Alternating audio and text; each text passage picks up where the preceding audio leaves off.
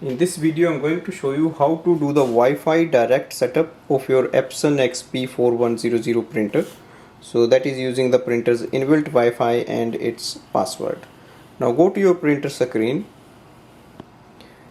scroll ahead and look for the settings. Select network settings, Wi-Fi setup, select Wi-Fi Direct, start setup. Now select your device. For example, I am going to use my Android phone. So scroll down and click on the Android. Go to the Epson iPrint app. You can download this app from the App Store. We have to add the printer, so click this home button on the top. Now click this home button again. Wait for your printer to appear. So once you see your printer here, select it.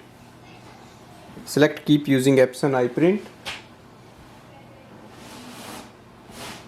Instantly it will add up the printer and we are ready to use it. Now if you are using an iPhone, then I'm going to show you how to use it.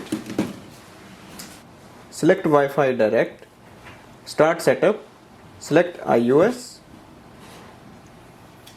So it will display a barcode. Use your iPhone and scan with the camera and select the link. It will automatically help you to join with the Wi-Fi network. If you want to know the password, then you have to click on the other methods.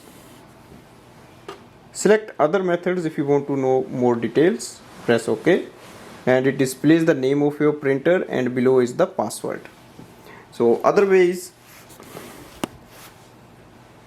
Now go to the settings and open the Wi-Fi. In the Wi-Fi setting, select Epson XP4100 series. Enter the password as displayed on the printer screen. Click on the join button. Now close it and go to the Epson iPrint app in your mobile. On the top you have to select this section, select the home button. It will display your Epson XP4100 series, select it, keep using Epson iPrint and you are ready to use this printer. So this way we can do the Wi-Fi Direct setup of this printer.